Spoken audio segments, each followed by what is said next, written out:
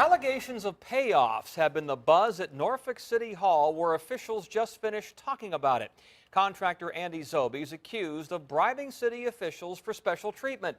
Then your side's Jason Marks got out of City Council's meeting a short time ago. So what'd they talk about, Jason? Well, Tom, this was the first time city officials publicly addressed the bribery allegation. City manager Marcus Jones says it's now up to the city to find out how this happened and to prevent it from happening again. I find it very important to make sure that we get to the bottom of anything that's related to criminal activity. Norfolk City Manager Marcus Jones says the city must find out if there was any wrongdoing by two of its employees. The employees are at the center of a federal bribery case. Allegations they took money from a local contractor. We have been working with the federal authorities for about a year. That's when investigators started looking into Norfolk contractor Andrew Zobe with AT Zobe Mechanical. The U.S. Attorney's Office claims Zobe gave money to the two employees in exchange for extra plumbing work for his company. The employees have not been charged, and no one in the city claims to know who they are. I think we're all very anxious to find out who they are. I think, unfortunately, it blemishes the city. Since it appears the federal government is using the two employees as witnesses to testify against Zobe, Jones has asked the state police to launch an investigation.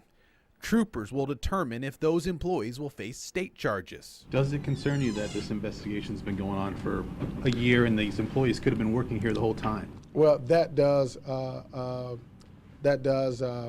concern me, but again, it's a personnel issue. Jones also announced the city has begun an internal investigation. City officials want to know if others were involved and if there were employees who knew about the potential bribes. Plans to review procedures, manuals, and training are also underway. But we will also have periodic reviews of all of our master agreements in terms of their consistency, their terms and their limits. We're also reviewing the length of contracts.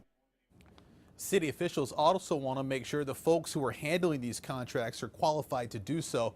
The city manager says the contract with Zobe was canceled Friday, but our Andy Fox reported that as late as yesterday, the company was still getting calls from the city for jobs. In the newsroom, Jason Marks, 10 on your side. And during tonight's meeting, Councilman Andy Protegiro referred to a memo he put out in October urging more transparency in city practices. We need to move a little bit quicker when it comes to these particular matters within the city. Be immediately transparent, immediately go before the citizens, and to engender confidence, because when we don't, then the citizen and the taxpayer loses confidence. We can't be in that position again. Protegiro says citizens need to be better informed of what their elected officials are doing.